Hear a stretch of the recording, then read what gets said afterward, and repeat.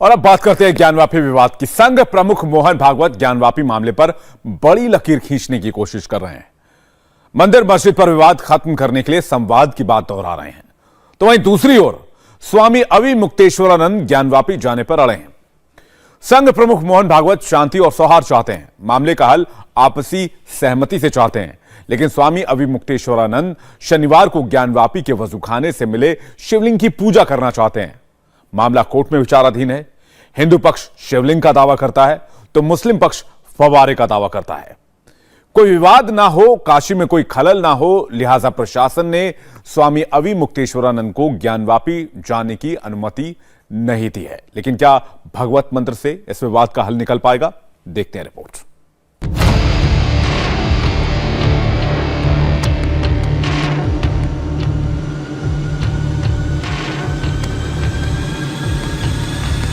आपस में मिल बैठकर सहमति से कोई रास्ता निकालिए।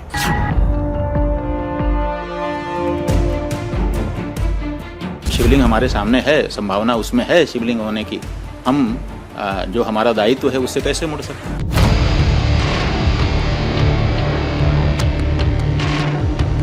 हर मस्जिद में शिवलिंग क्यों देखना?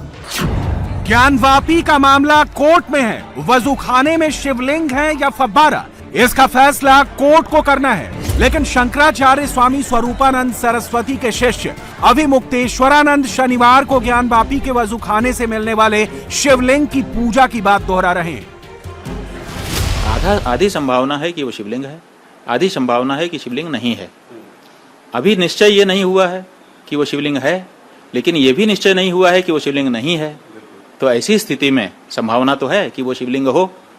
तो जब शिवलिंग हमारे सामने है, संभावना उसमें है शिवलिंग होने की, आगे चल के पता चलने की, तो हम जो हमारा दायित्व है उससे कैसे मुड़ सकते हैं? हमारा दायित्व क्या है कि अगर हमारा अफसर सामने आ जाए तो हम उसको तुरंत सैल्यूट करते हैं। हमने पुलिस वालों को देखा, हमने मिलिट्री वालों को देखा। हम लोग अपने यहाँ घरों में देखते हैं कि जब बुजुर्ग आ जाता है तो छोटा दौड़ करके उनके पाँव छूता है।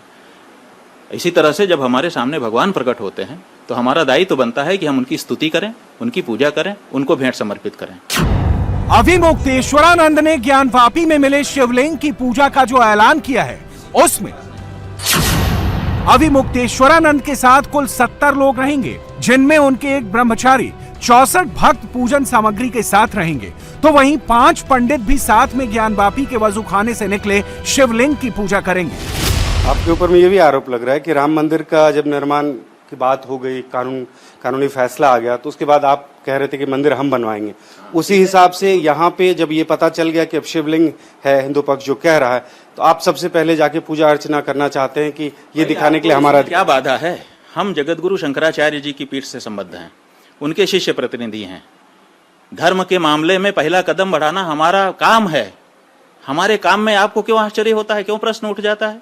अगर हम ये ना करें, कहीं पर धर्म का मामला हो, अगर वहां पर पहला कदम हम ना बढ़ाएं, तब आपको पूछना चाहिए कि आप लोग शंकराचार्य जी होकर के और ये नहीं कर रहे हो। हम तो शंकराचार्य जी के प्रतिनिधि के रूप में अपना कदम सदा आगे बढ़ाते हैं। इसकी प्रशंसा की जानी चाहिए कि इस पे सवाल उठाया जाना चाहिए।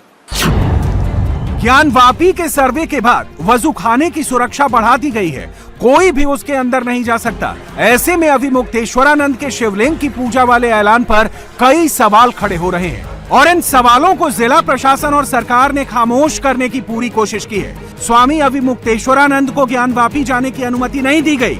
जिला प्रशासन की ओर से केदार घाट स्थित विद्या मठ पहुंचकर इसकी जानकारी दी गई है। लेकिन इससे इतर संघ प्रमुख मोहन भागवत ज्ञानवापी मामले पर शांति और सौहार्द की बड़ी लकीर खींचने की कोशिश कर रहे हैं। ज्ञानवापी का मुद्दा चल रहा है।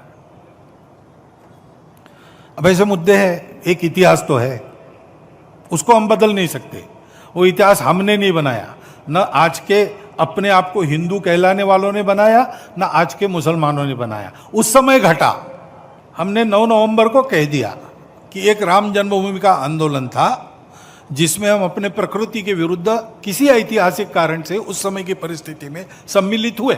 हमने उस काम को पूरा किया। अब हमको कोई आंदोलन वगैरह करना नहीं है। लेकिन इश्यूज अगर मन में है तो कुछ उठते हैं। ये किसी के विरुद्ध नहीं है और विरुद्ध मानना नहीं चाहिए। मुसलमानों ने तो नहीं मानना चाहिए, हिंदुओं ने भी ये नहीं करना चाहिए।